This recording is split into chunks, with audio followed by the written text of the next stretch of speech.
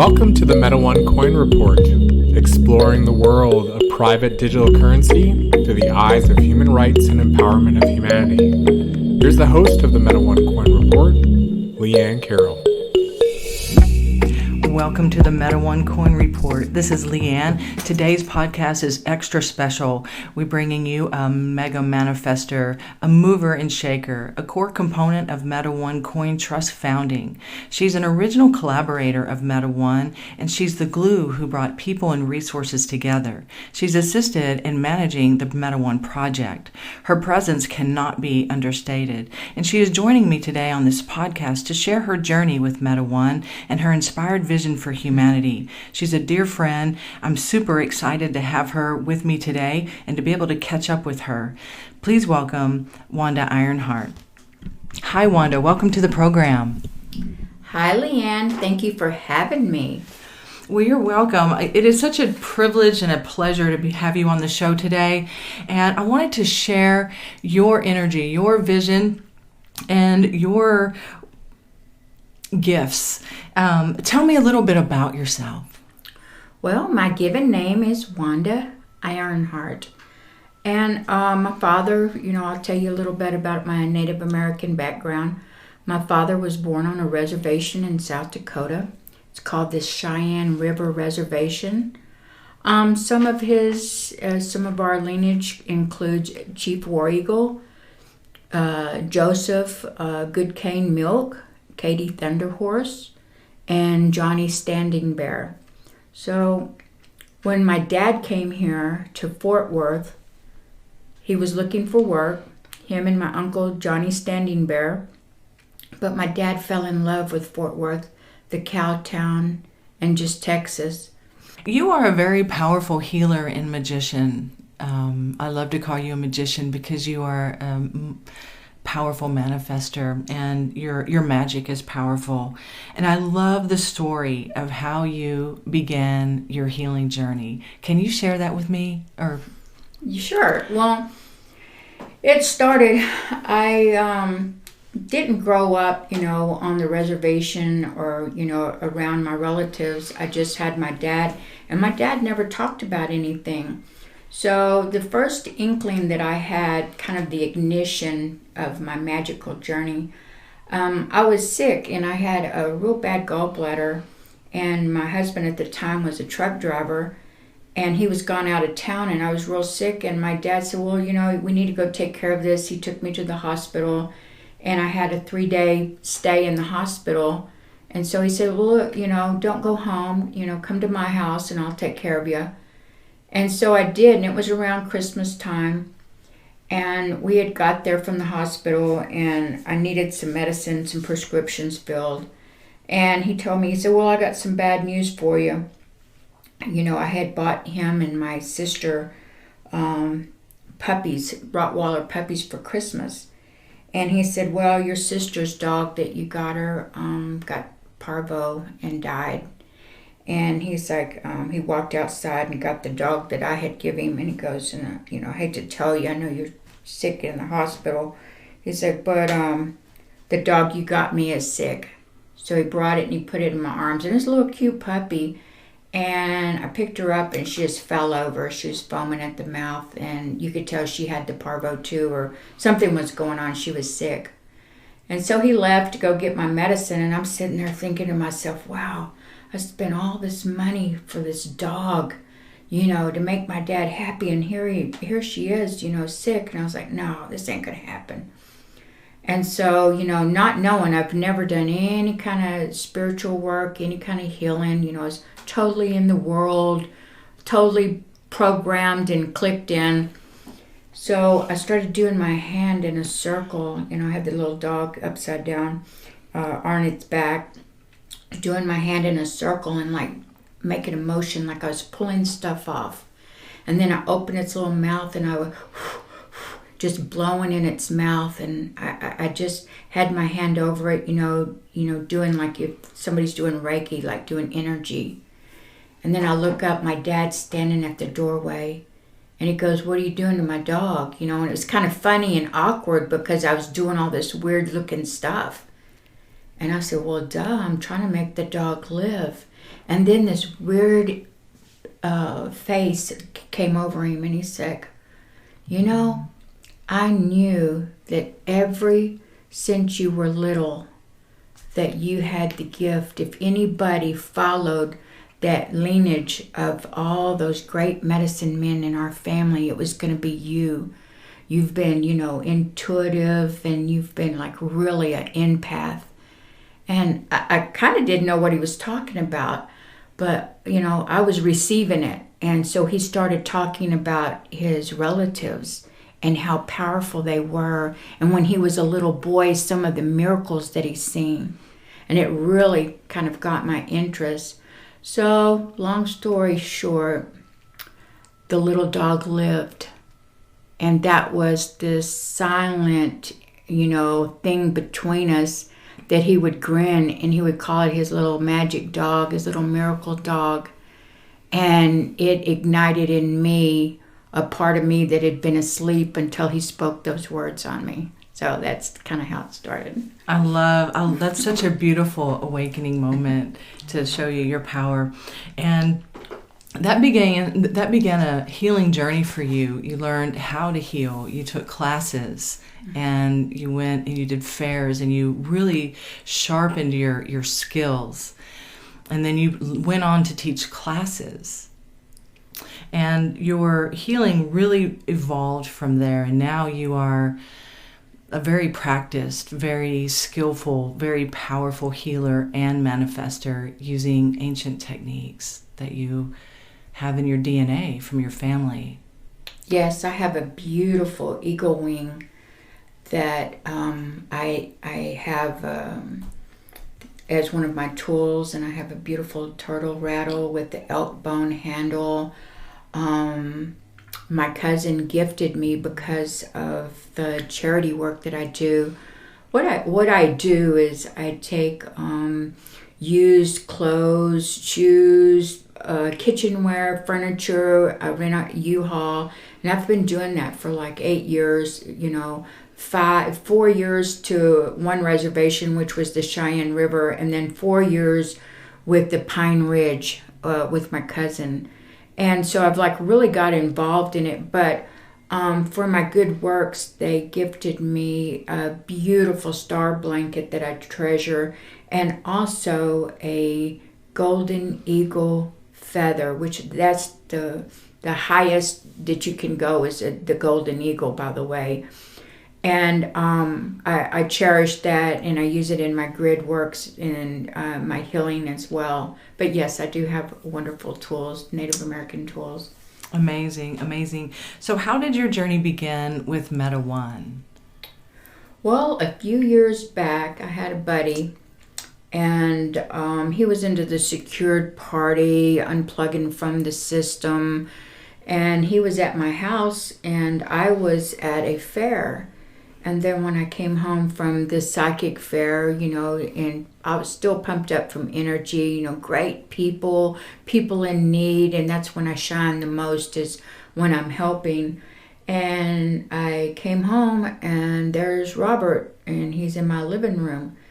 And it was an instant connection with him and Nicole. Nicole's the sweetest thing ever. And he said, yeah, I know you just, came home from a psychic fair and stuff. He said, but I'd really, enjoy a session with you. And I said, sure. So I ate a little dinner and set my stuff up, and was doing a session with him.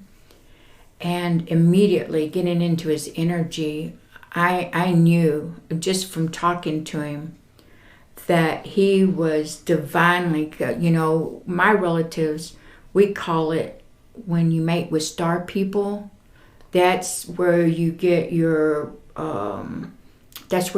magic. And I knew that he was a galactic brother, so to speak. So I did a session with him, and I said, hey, I'm just like seeing all these ones and zeros as far as I can see, and they're like clicking over like the Matrix, like click, click, like binary. And he just opened his eyes and looked at me, and he said, that's my bank account. And I said, well, geez, it's like far as I can see. And he said, yes, that's my bank account. And so I laughed and I thought that was kind of funny, but it's going to turn out to be that. It really is. Yeah. Oh, that's fantastic. And how did you actually get involved with Meta One? How did you, you met Robert Dunlap and Nicole, and you knew that they were something special.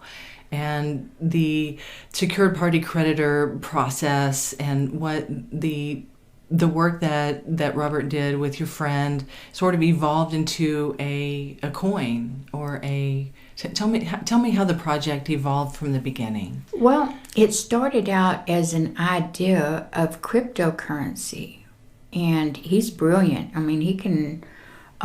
he's got expertise in a lot of areas, so we focused on the coin. And by the way, I was like one of the very first, you were the first investor, weren't you? But it started out that way. But then, phone calls and, trying to get that part together, he said, well, I want my own exchange. And then that led into, I need my own blockchain. And, because everybody's wanting absorbent prices to function. And he said, well, if I build my own, it'll be a clean system and everything will come together like that.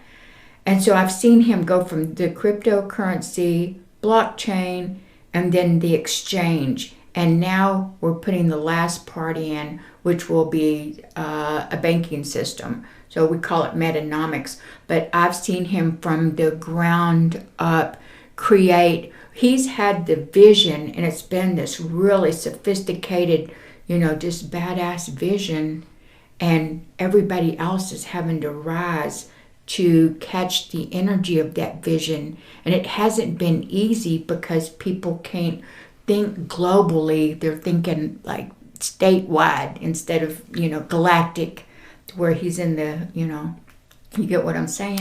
Yes, it is a global project, and it is a humanitarian project. Yes. And I love how he needed his own stuff because of he didn't want to charge the prices that the other, I guess, competition were doing, and he wanted to make it available. He wanted to make it reasonably priced, and he wanted to make it powerful. And it has led to, and Robert doesn't do anything halfway, does he? He takes everything to the very finest point and refines it to be better than you could possibly imagine. And that's one thing that impresses me about the project, is just the extreme quality, the continued quality. That's amazing. And since you were an original investor, you have a lot of abundance from the coin. And I know that you have a lot of vision, a lot of things that you would like to do with this abundance. And really, that's where I wanted to go with the project. This podcast could go in so many directions, just the quality of Meta One and the what we can do with it, what we can do with the freedom, and what we can do with the money that we make. Or the abundance, really. It really needs to be seen as abundance. Tell me about some of the projects that you have. So, first of all, the biggest thing that I've got from this coin is the wonderful knowledge that Robert has. And he has freed me as a human in so many ways that I can't even tell you. It's been like an educational school. You're always learning and evolving, and I've had the honor to be around in his presence. But the thing that he created on the internet to free humans, these classes, the amount of time and energy, I mean, he's throwing us a lifeline if we're willing to do a little bit of listening and a little bit of work to help free ourselves. And the second thing that he's blessed me with is me thinking big.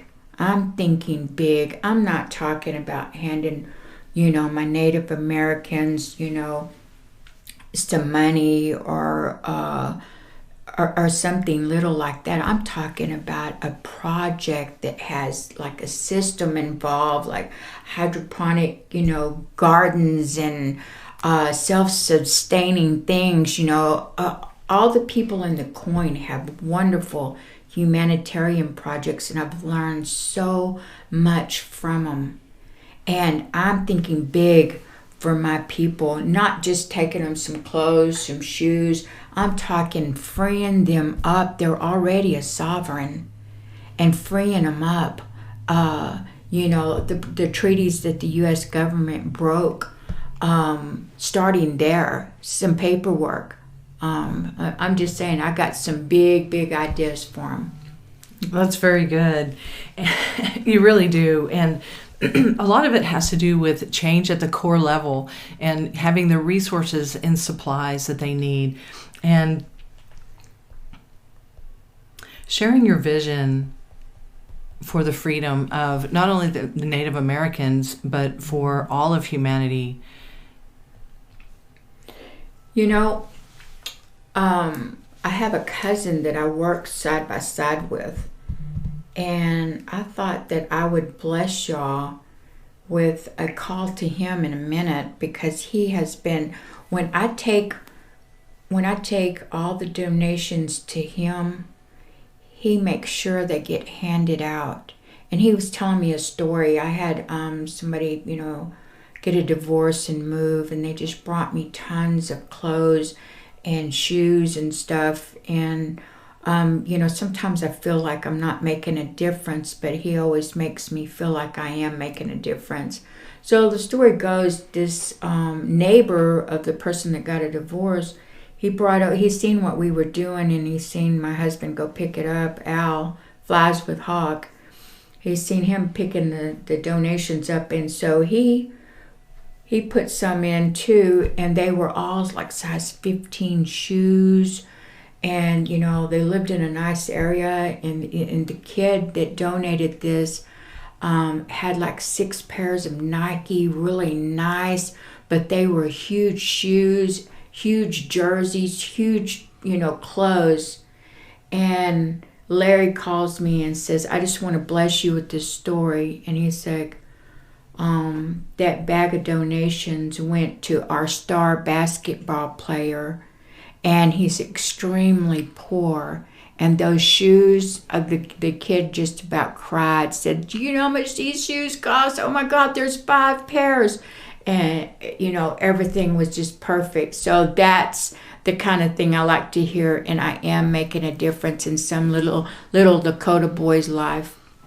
Oh, I love it. I love how the universe works through us to get one thing to the other. But you told me a story before we went on air, that how you met these people, how you met your tribe. How did you tell me the story of how you met your cousin and how you were?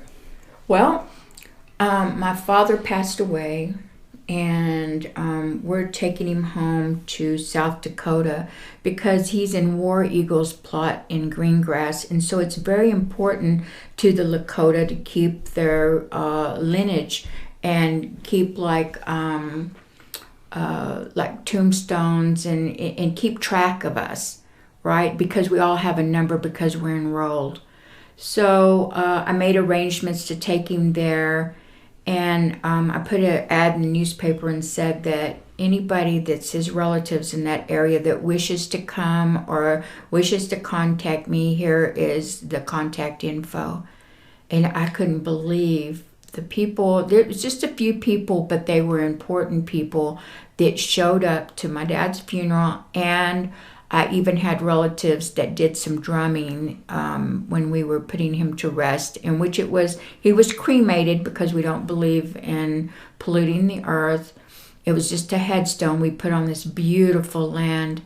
But that opened the door to me finding out that there was a family reunion, and it would be right in my great-great-grandfather's lineage. And so I went to that and met more people, and that's how I got connected. My heart, I loved everybody, and it broke my heart how poor and how like it was like going back in time 100 years. And so I said, I'm going to do something about this. I have more than enough. I have great friends. I'll start a charity. And then here we go. 8-9 years later, it's still going on to this day. That is such a beautiful story. I love that. And you have a cousin who is involved with you in assisting the Lakota people in changing their life and improving their conditions. And I know we talked about bringing him on. Let's do that now. Let's give him a call. Yeah, let's do that. Oh my God, great guy.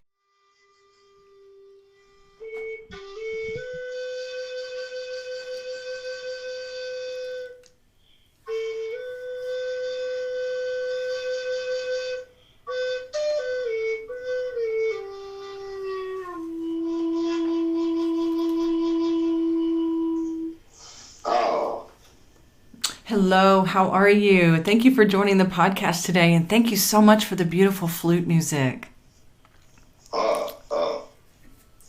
And I would like for you to introduce yourself in your Lakota name.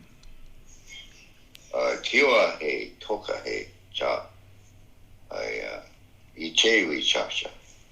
I know that names in Lakota each have a very special meaning.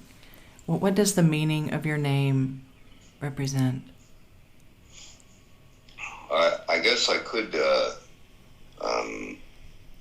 Your name is given to you. You usually have a few names when you're first born into this world. They watch you, and then you sometimes will get a nickname when you're young. And sometimes you take the name of your father when you get older, or someone that's been an ancestor.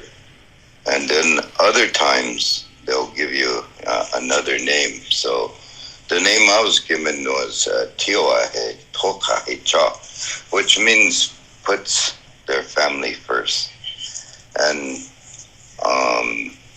it's a name that it's sometimes you have names like Crazy Horse, Tashunka would go like that, but those are names that are earned on the battlefield, stuff like that. But this name was given to me, and my father had once told me, he said, they wished a good name on you.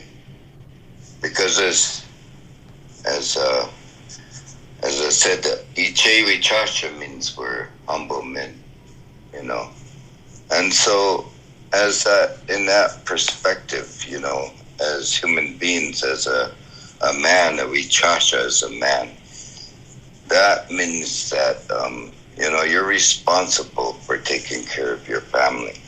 You're responsible for taking care of, those that cannot, take care of themselves, your elders, the younger children, and sometimes you have women who may have lost their husband, maybe on the battlefield, or perhaps it didn't work out for them. They have children also, so you always make sure you take care of those families also. So when you say you put your family first, you have your immediate family. But there's a far larger family in the Lakota tradition. And as we look at things, we always have to look at, our relationship within your tribe and within your people. And you always have to look, to help others, And that's, as a human being, that's what we should all do, I agree. And I love the Lakota values as far as that goes and the traditions of the Lakota people. Tell me a little bit about the Lakota people.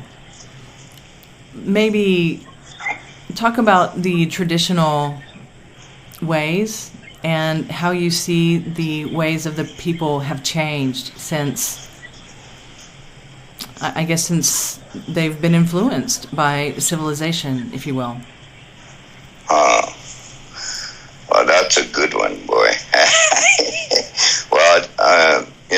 first came on, I said, how, now you could say how kola, but how kola means hello friend, in rough interpretation of it. But if I was to just see you, or I said how, it's a male way in a sense, but we have our languages, we have male, female, and you have like,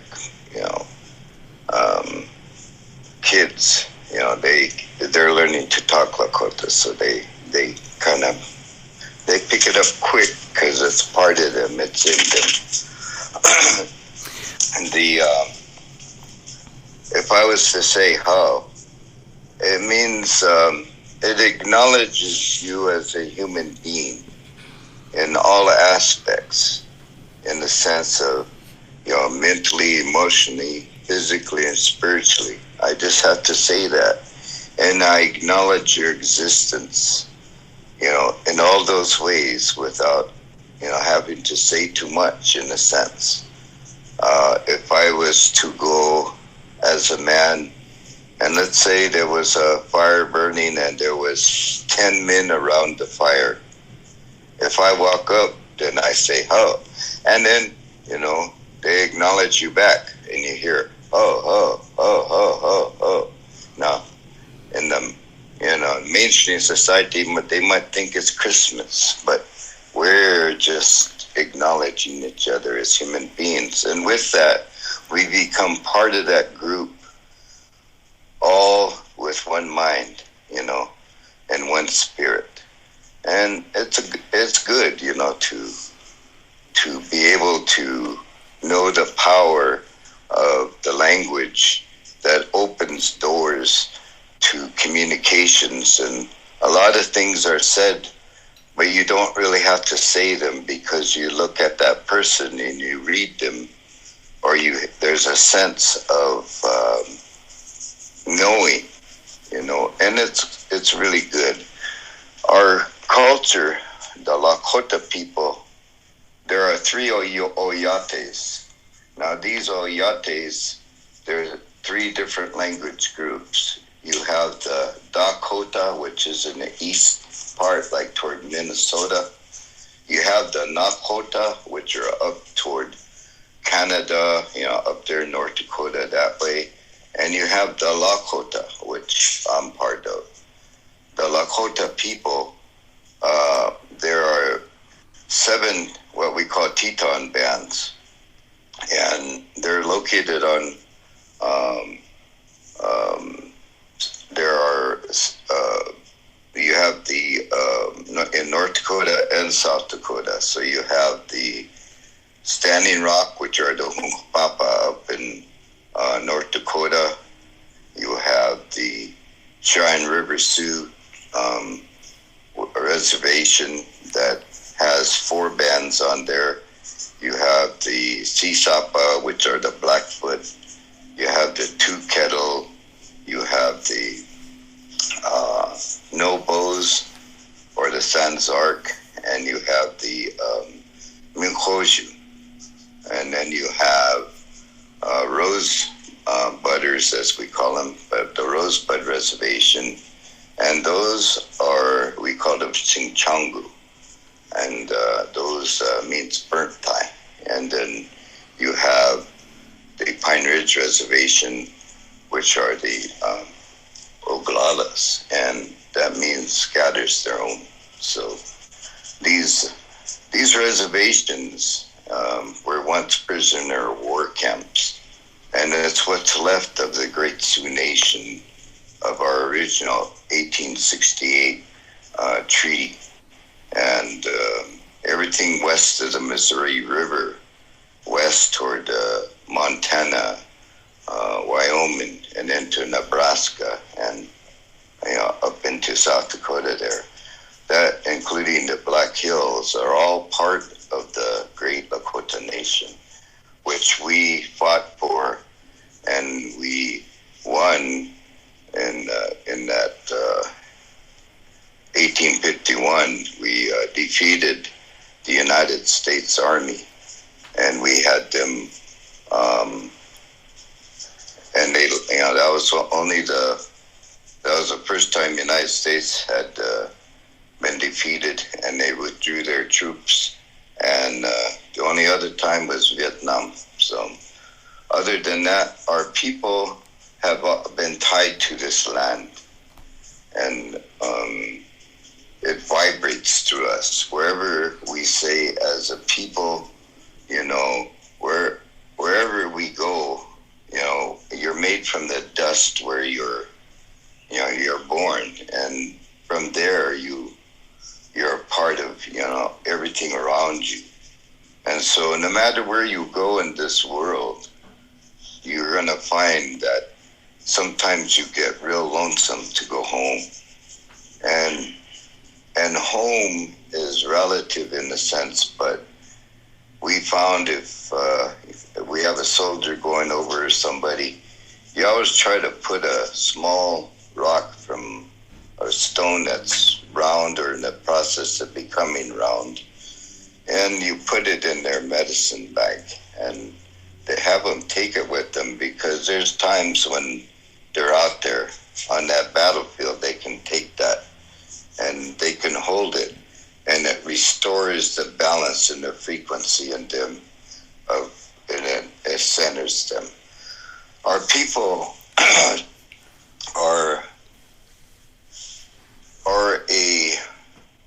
we stretch back, as long as we can remember, as long as the blood flows. We have our creation stories, wind cave. The earth was flooded at one time, and when we came out by wind cave, then our people started, and we're a proud people. We're strong people. We have suffered many things, since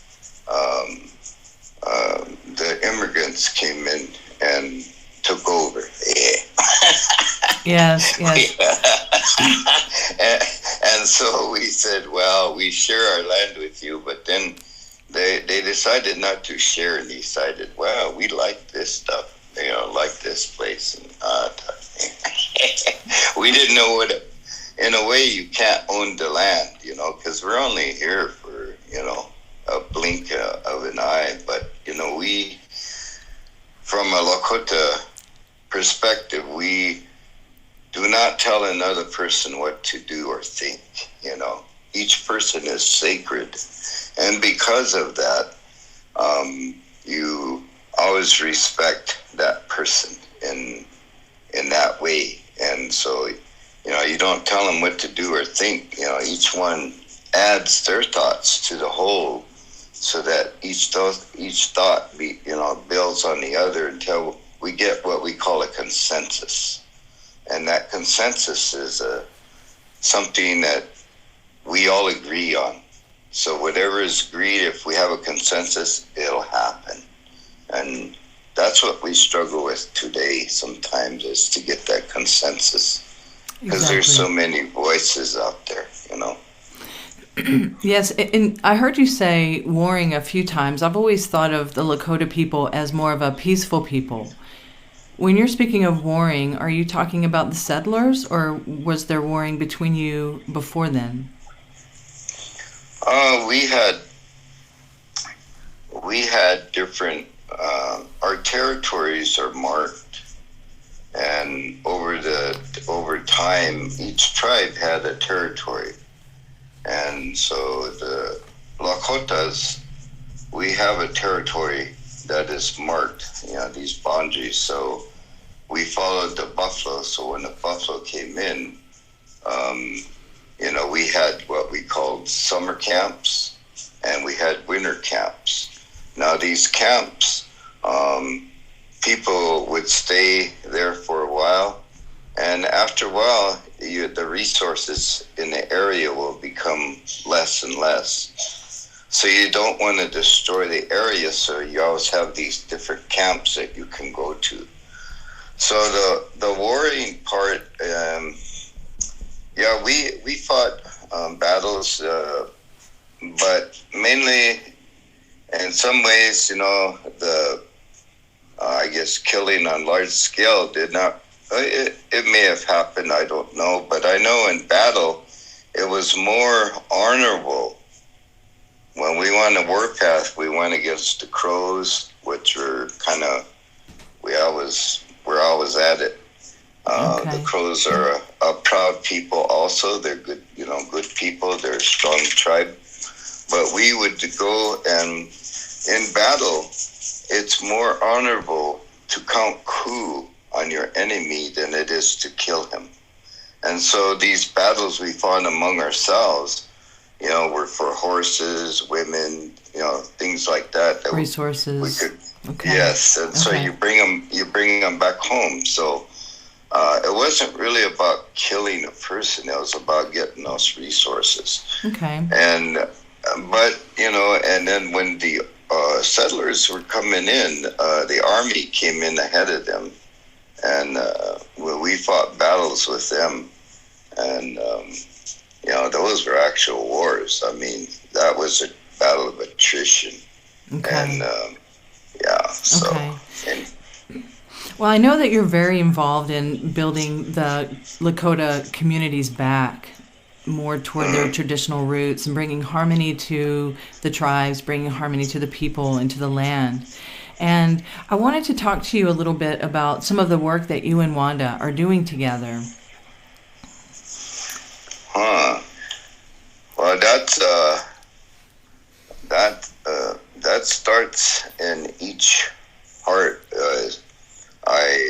In spirit, we've been, as a Lakota, as you get older, you look over your family, but you're always, aware of everyone else. And when they need something, if you have an extra jacket or things on your wall, if, someone comes to visit you and it's cold outside and they have a real light jacket on, and, if let's say you had your jacket on and you came in from, outside and stuff, or if you were out there, someone might look at your jacket and say, "Hey, I like your jacket, looks warm." You say, "Ho, ho," and, you shake her hand and you invite them in, you have coffee like that. When that person leaves, they leave with that jacket that they liked. Wow.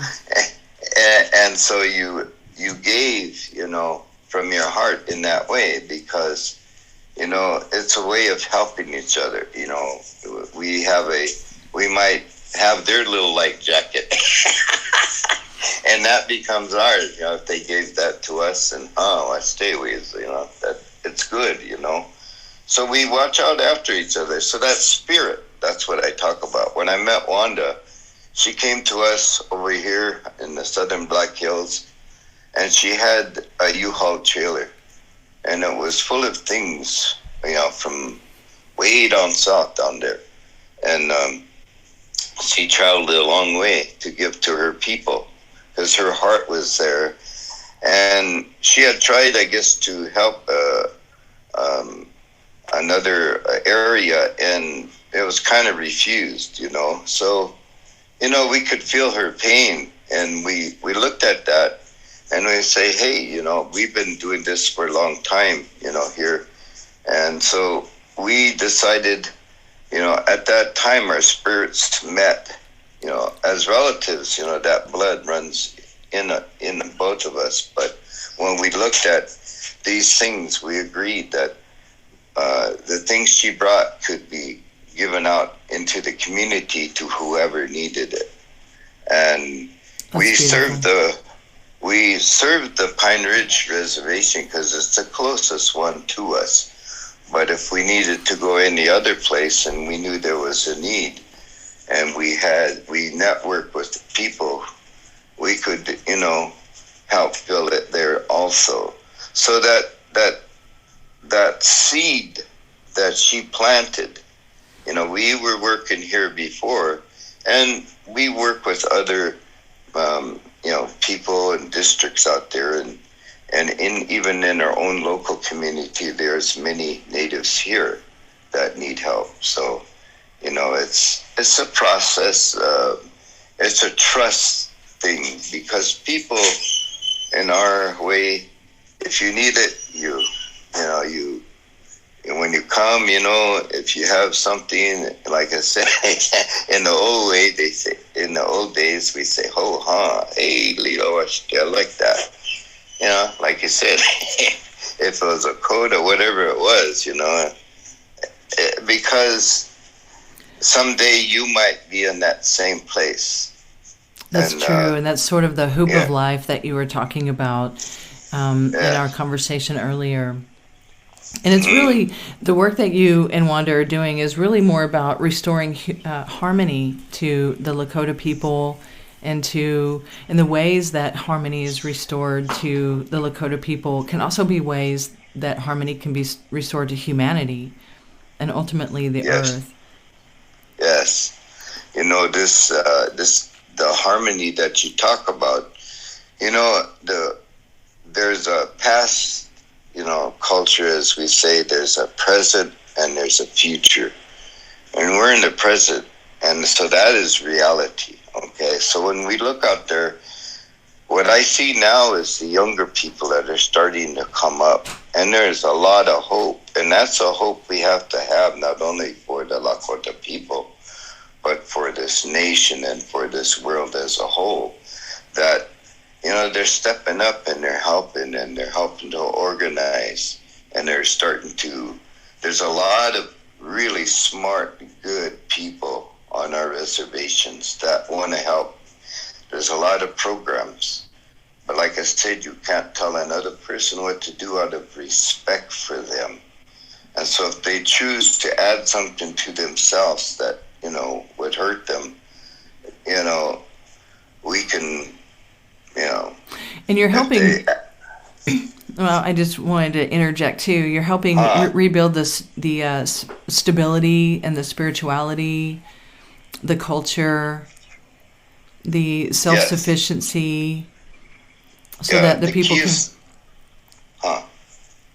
Go ahead. I'm sorry. I was going to say, so the people can be more self-reliant, more independent. Yes, the self-sufficiency. We've always been a people that have survived, through the incredibly harsh winters. You have to think about this, a few hundred years, even 1,000 years back. It was cold over here. It's cold in the wintertime, and it's hot in the summertime. And so under these conditions, our people thrived. And so you have to look at the self-sufficiency, the ingenuity it took to survive off this land. And that self-sufficiency translated into the ability to form what we call the Tioshpas and the tribes as a whole, because they would be broken up into these different bands, and then they'd all come together, at certain times, like for the Sundance, stuff like that.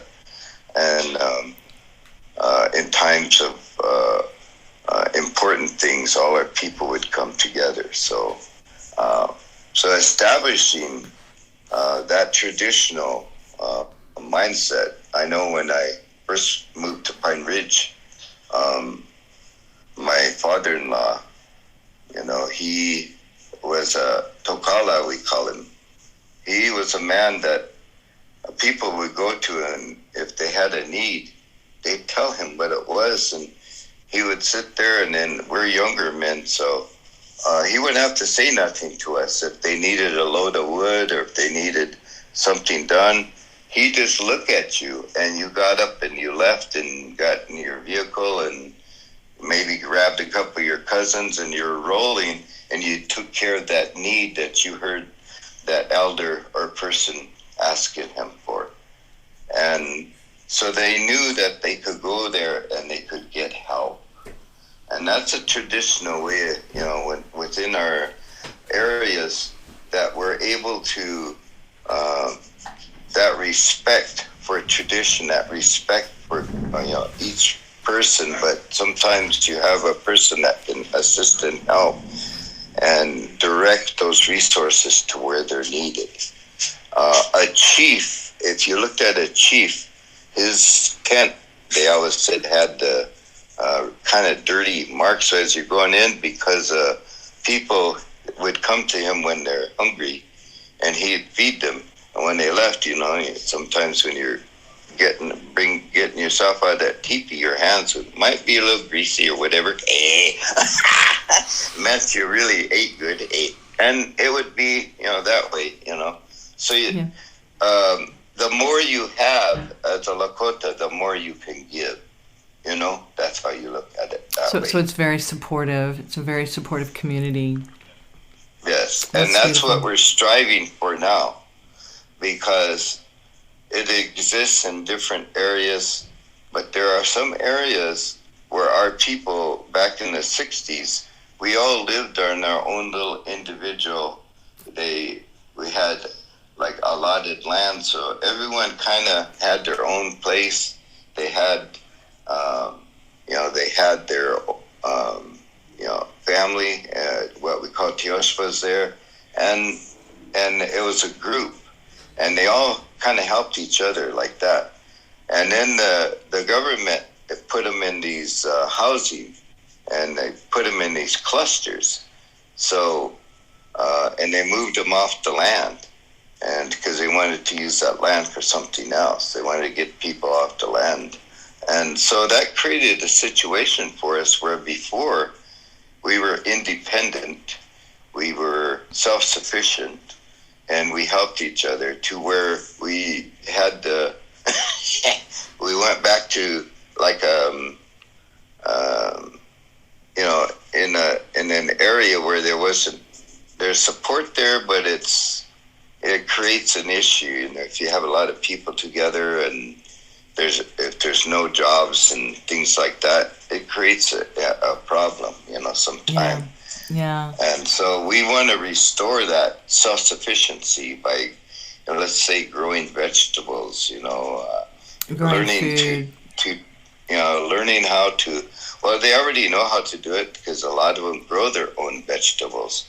But if you get like little, let's say, hot houses or, where you can grow it year round and they're organic, you can do these things and support a community from those gardens. And that's happening now. I mean, it's on small scale in different areas, but there's a lot of good ideas like that is happening now. And it's really good to see that starting to come, It's a process, we call it. Yeah, and the restoration of the health of the people with your spirituality, with your connection with each other, and the connection with the earth. Yeah, that healing starts within families. They say that whatever happens, the trauma goes into your DNA and it lasts for 7 generations. Yes. So if we look to the past and we look at Wounded Knee and we look at these different things, atrocities that happen, that trauma has rippled through our people, and for 7 generations. And each time, it will, it takes a toll. But there's hope because that regeneration, the people look 7 generations ahead. So as a father, I would look 7 generations ahead. So and all our people, our tribe as a whole, look to that 7th generation as a renewal, that hope. And that's the hope I think we all, as a tribe, as a family, as a people, as human beings, we have to hold on to that hope. Yes. That we can all come together like that. Yes. And with world wars and with other atrocities, all of humanity have these trauma DNA within their family lines, and I feel like it's time to come to a balance. And I really appreciate your time with us today, and I appreciate your vision. Is there anything you'd like to say? And that's one thing that Meta One is doing. Wanda's using some of her abundance to be able to share with yourself and with the tribes to help create a healing. We are the generation where that happens. It's almost like the buck stops here, and we're taking responsibility and doing it. It's very inspiring.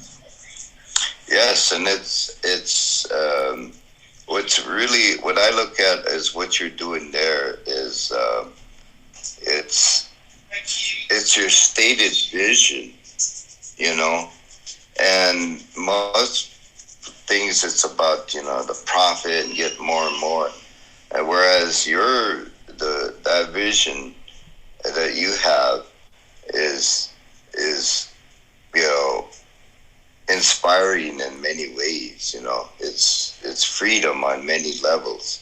Yes. And we have a thing, you know, that sacred hoop that I talk about, sacred hoop of life. You know, we have to look at it. If we looked at the big picture, you know, the strength of that circle is unity within it. So we have to be unified, you know, in balance and harmony. The purpose of a ceremony, any ceremony, is to restore balance and harmony within the individual person, within that, the people there, within that family, within the community, and within the nation and the world as a whole. Yes. So, yes. And it really starts within, starts with each individual. Yes, it does, and we all connect.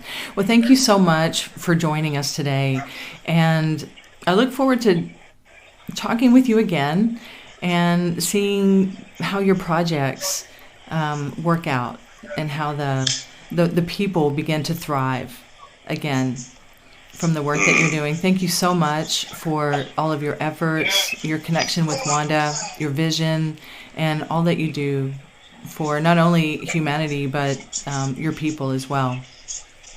I would say this. We have no word for goodbye in Lakota. We say Doksha, okay, which means until we meet again or till I see you again, either in this world or the next, because our spirits live on, you know, like that. And I'd also like to say Pilamia, which is thank you for, you know, having the opportunity to speak. So, appreciate it. You are very welcome. It's been a pleasure. Thank you for joining us, and until next time, live freely and live abundantly.